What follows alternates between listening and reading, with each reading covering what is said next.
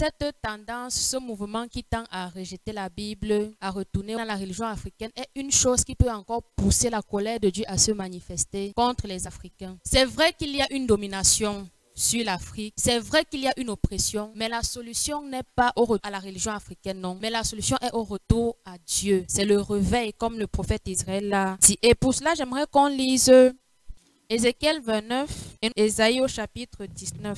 Qu'est-ce qui suscite la colère de Dieu vis-à-vis de l'Égypte à ce moment? C'est parce que l'Égypte s'est rebellée contre Dieu. L'Égypte a commencé à se vanter de sa force, de sa puissance. Quand la parole dit que parle à ce crocodile qui dit que je suis puissant, c'est mon fleuve, c'est moi qui ai fait ce feu. Pourquoi? Parce qu'on a là une Égypte qui renie Dieu, qui veut mettre en avant sa propre force, qui veut mettre en avant ses talents, qui veut mettre en avant ses acquis, non pas pour glorifier Dieu, mais pour dire que c'est moi qui l'ai fait. Et c'est à cause de cela que la colère de Dieu se soulève contre l'Égypte. Et dans Ésaïe 19, la Bible nous dit que les idoles de l'Égypte, pourquoi? Quand on parle d'idolâtrie, l'Afrique est un endroit où l'idolâtrie est criarde. Il y en a ailleurs, oui, mais en Afrique, c'est encore plus parlant. Et à l'époque où les Grecs, les savants grecs venaient s'instruire en Afrique, les Hérodotes et tous ceux que vous connaissez, les Aristotes, ils n'apprenaient pas que les choses intellectuelles, ils apprenaient aussi les choses mystiques. Ils apprenaient aussi l'occultisme, ils apprenaient aussi l'idolâtrie. Et s'il y a un péché que Dieu déteste, quand on lit l'histoire d'Israël, c'est l'idolâtrie. Le peuple pouvait pécher, pouvait être dans l'impudicité, Dieu frappait, Dieu sanctionnait. Mais quand Dieu envoyait déjà le peuple en déportation, ce qui était la sanction ultime, c'était à cause de l'idolâtrie qui s'était répandue abondamment dans le peuple juif. Donc ce que j'aimerais dire ici, c'est que la colère de Dieu a été suscitée à cause de l'idolâtrie. Et ce mouvement qui est en train de prendre de l'ampleur incite à l'idolâtrie. Rejetons Dieu, retournons à notre culture, retournons à nos dieux. Quels sont ces dieux? Ce sont des idoles. Retournons à nos ancêtres, invoquons nos ancêtres. Et il y en a même qui apprennent aux gens comment invoquer leurs ancêtres de toutes les générations qui puissent exister pour que ces ancêtres viennent à leur aide.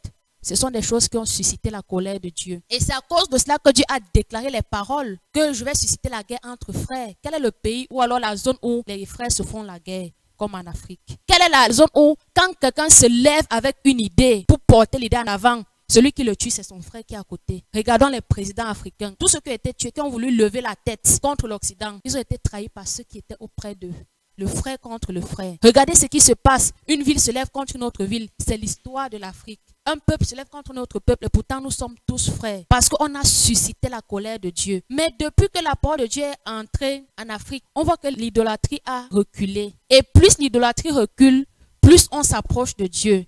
Et comme le diable ne veut pas qu'on s'approche de Dieu, il faut quoi? Qu'il suscite encore un mouvement qui va nous séparer de Dieu, pour nous replonger dans les choses pour lesquelles la colère de Dieu s'est soulevée contre l'Afrique. La Bible nous montre que l'Égypte était comparée à un jardin de l'Éternel. Et nous voyons ici comment Dieu lui-même reconnaît cela et il dit qu'il va enlever cela à l'Afrique dans les prophéties qu'il a déclarées. Pourquoi? S'il y a une chose que Dieu déteste, c'est l'orgueil. S'il a frappé Nebuchadnezzar au temps de Daniel, c'est parce que Nebuchadnezzar s'est vanté de son royaume en disant que s'il a pu affermir son règne, c'est par la puissance de sa main. Et ça a suscité la colère de l'Éternel. Donc quand nous sommes un peuple béni, nous sommes un peuple riche, aussi longtemps que nous restons soumis à Dieu, nous restons focalisés sur lui. C'est un appel pour tous ceux-là qui nous suivent à ne pas croire à ces mouvements. Nous l'avons vu, le prophète l'a dit, l'apôtre l'a dit, l'Afrique est plus proche des Juifs, ou alors est plus proche d'Israël qu'autre chose. Même dans les milieux académiques, ce sont des discours dont on nous remplit la tête tout le temps. Le livre des Blancs, les Blancs sont montés, les Blancs sont descendus.